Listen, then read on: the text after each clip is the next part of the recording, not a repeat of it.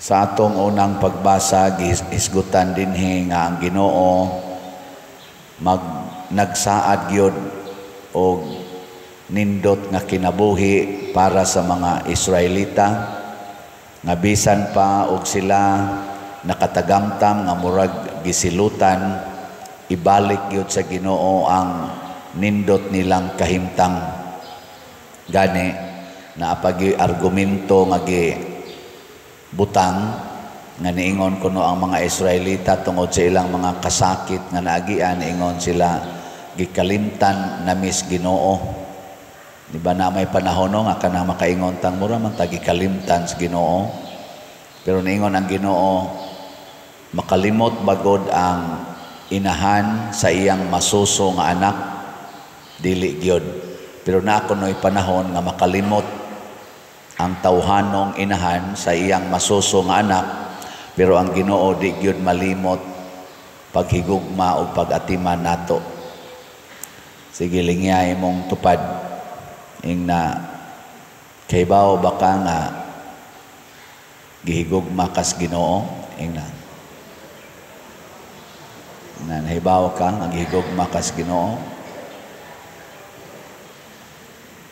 Usahay ma-discourage ta tungod kay magpangita tag gugma gikan sa tao. Kana bang atong isig ka tao natay mga expected persons nga mohigugma nato. Nya kung dili gani nato sinati ang ilang paghigugma, mura dayon tag mahiubos, ma-discourage.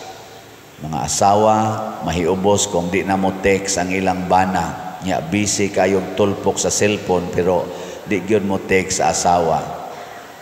Ana man na sa usahay nga tan-aw nimo imong asawa, sige lang yung text sa cellphone, pero wa gyud niabot nga text diha nimo isip bana.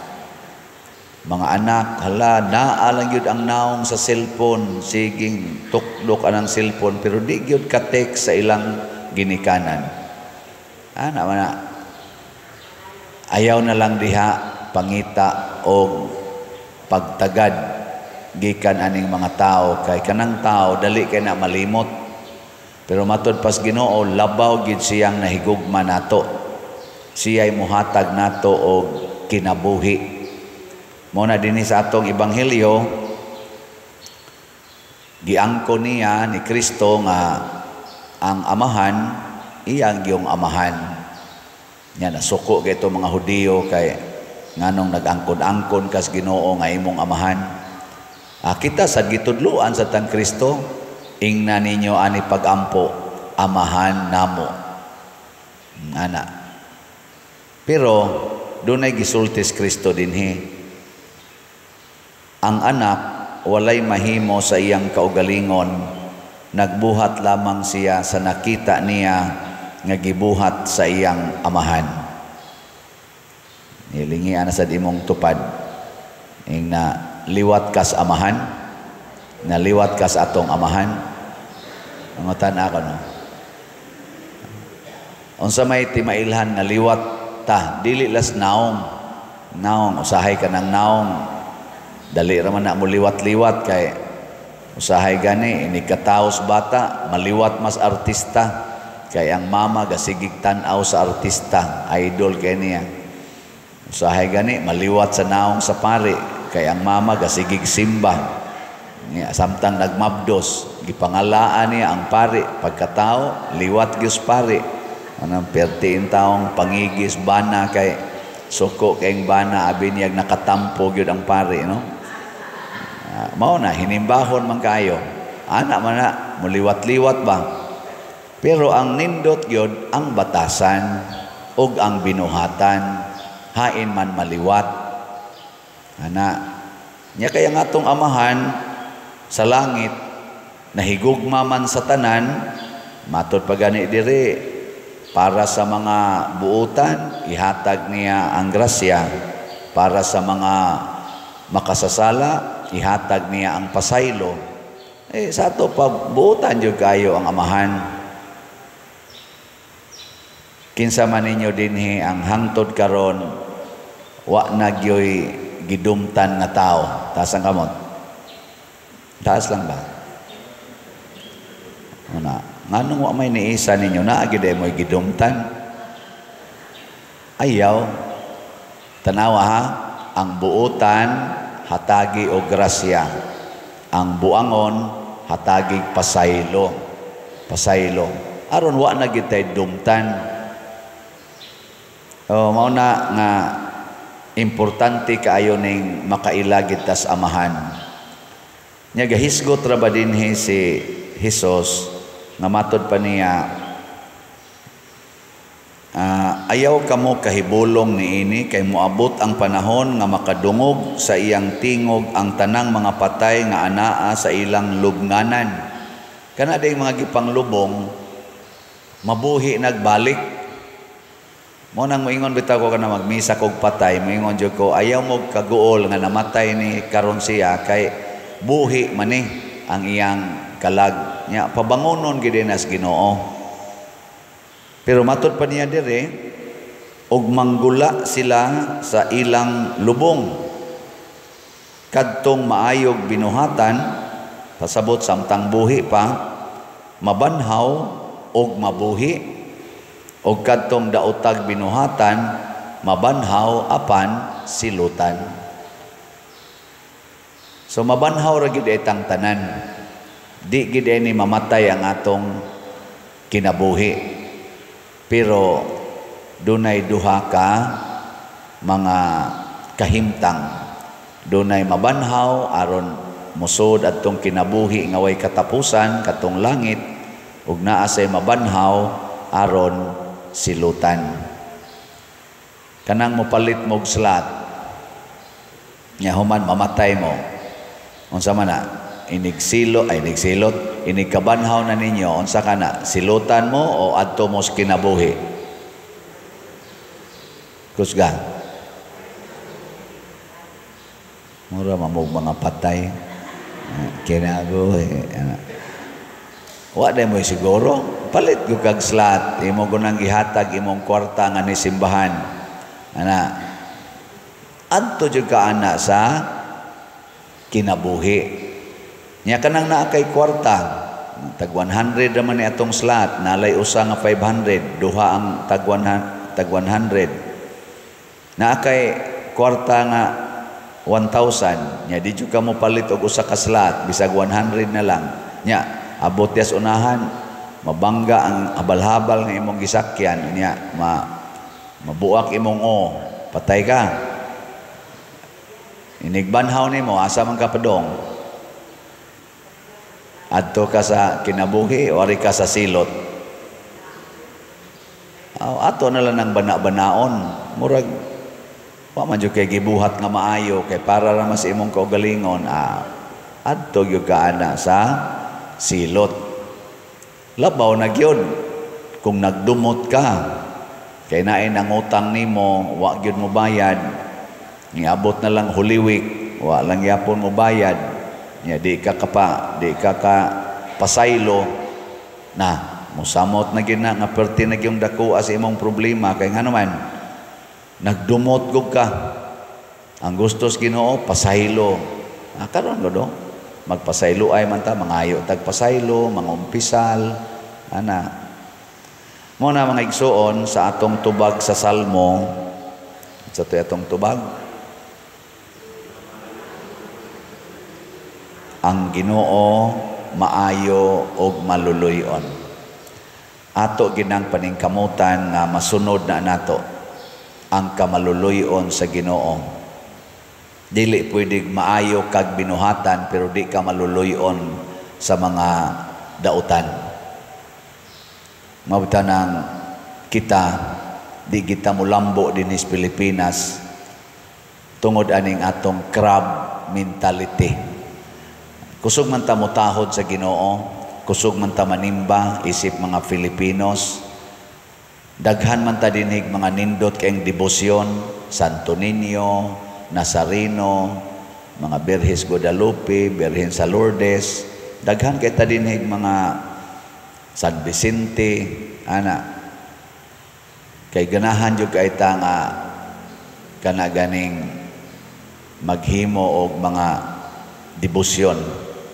Pero nganong di man kita mo asinso, isip nasod, tungod na sa atong crab mentality, kanang kusog sa kita mohimog dinumtanay, hasta atong mga leaders, masimbahan man or gobyerno, naagid ng dinumtanay. Hilig kita ng kanang mag-contest gyud ba? Kompetensyahay gyud. Muna nga ato ang taning gubon. Nya unsaon man paggubaan ning atong batasan, magsugod ra gid ni sa mga leaders. Natanawa ko no ninyo ron sa mga nanagan nga mga politisyan, kinsa Manila ang dunay gugma para gyud sa tanan.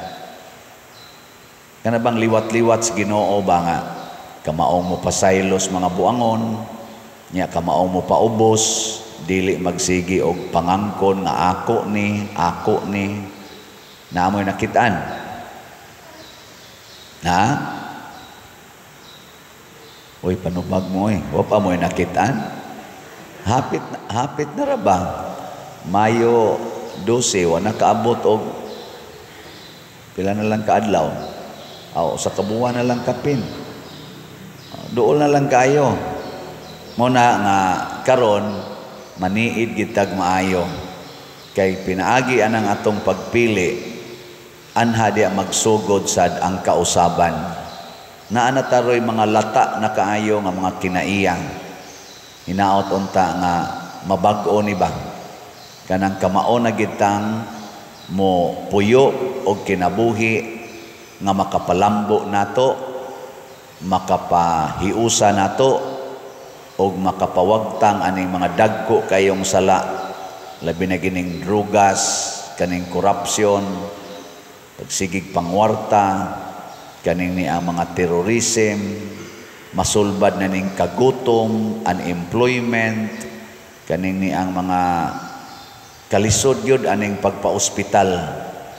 Kanang grabe kayo, bisan lang ganis maintenance nato sa mga tambal, sa mga masakiton, galisod, mangayo pag dinhi sa simbahan, maintenance ragod na, pwede ragod unta nag-ilibre sa gobyerno, pero nahurot na sad kuno mga libre. Tungod ni sa atong mga leaders nga atong napili niadtong niaging mga eleksyon nga karon dili kay sila magpakabana. Ngunang ato gining siguroon nya gawas nga magampo ta nga husay, hapsay og matinud-ano ng atong eleksyon, ato pa gid nang suportahan sa atong kinasingkasi nga pagpili. Nilingi ay mong tupad ning na kinsaroy imong pilion. Na pwede mangopya ta diha. Haay lang mo anang pagkopyahay. Walang tay kopyahay. Isig lang tag pamalandong basta ang atong basihanan nga Diyos non gyud nga pagpili. Dili lang tungod sa gihatag, tungod sa kasikat, tungod anang maay kay nimong mo tagad-tagad, dili na. Labi na karong panahon sa eleksyon, pulos-pulos gina sila maayong mutagad. Wa gyud mapili ana nila. Smile ginagmaayo. Mo natanaw nato ang katong wapay eleksyon. Labi na ginang mga tao karon nga mukalit lag tunga basta ting eleksyon na. Nya kung wa na gani eleksyon samtang galingkod dito sa pangatungdanan, wa gyud hapit binuhatan nga makita nato og mabati. Ato lang ng papahuwayon kanang mga tao nga wa gani kalingkod pero gasigig tabang, gasigig trabaho para sa kaayuhan sa atong katilingban, kana mo'y atong atimanon, kanay atong pilion. Mga igsoon, ang nahitabo karon sa nasod nga muratag nasyak sa mga panghitabo. For example, impeachment, sulod lang sa pipila ka oras, mga around 9 hours, na humanda yung impeachment sa Vice President. Pagpadala ngadto sa gawas nasod, foreign court, sa atong former President, sud lang sa mga 12 hours, Abot batog 12 hours. Napadaan na ngadto sa ICC nga wa gani mo agi sa ato dinhing normal legal processes. Mga shocking kayo ni nga kanang panghitabo. Mo nang di ta maghuwat nga naapay daghan pa ug dagko pa nga mga shocking events. May lang tag shocking events nga makaingon tang wow kanindot. Nindot unta na. Ang kuyaw ming tangano man ingon ani na lang gid ta kauyamot, ingon ani na lang gid ta kawa nay bili. Matud pa sa ato mga pipila ka mga OFW kung ang tao nga nag-alagad sa nasod sama ni former President Duterte kung dunay accusation nga nakasala, accusation pa lang ha, gipapha man guys atong nasod o gilabay ngadto sa laing nasod, unsa naka ang mga OFW nga dunay kaso, ang uban gani gikonbikto dito sa mga nasod nga ilang gialagaran, ato pa bakahang mapabalik din he. Inana ba? Kamo naaman mo yung mga kaliwat nga mga tuas gawas nasod. Kung makasa to, mulaban pa kaha ang atong mga opisyal sa nasod, mulaban ka aning mga atong mga isig ka Pilipino, labi na ginang mga gi-accuse lang dito, gipasanginlan lang dito, giinitan lang, mulaban ka ta aron mabalik sa atong nasod nga niya gani gi-accuse nga ato gyud dinhing kauban ni agis atong nasod, gilabay man gyud nato ngadto padong sa gawas. Ingon ana naka kanabitang murag huyang kay ang atong relasyon isip mga Filipinos tungod aning mga panghitabo. Mao na nanginahanglan tag mga bag-ong leaders nga kamaong mopakita nga naghigugmaay ta. Kanabang batasan bitas Ginoo nga nag-ingon, malimot pa ang inahan sa iyang anak nga masuso pero ako di jud ko kalimot ninyo. Pasabot mo na lagi na, kung buutan ka, tagaan ti kag grasya. Kung buangon ka, tagaan ti kag pasaylo. Ingon ana ang makapayunite nato. Dili kay dumot to the max, dinatugay to the max, pinatyanay to the max. Tungod lang gid anang kwarta, gahom o honor. Luoy kay ta ana, no? Manindog na ta.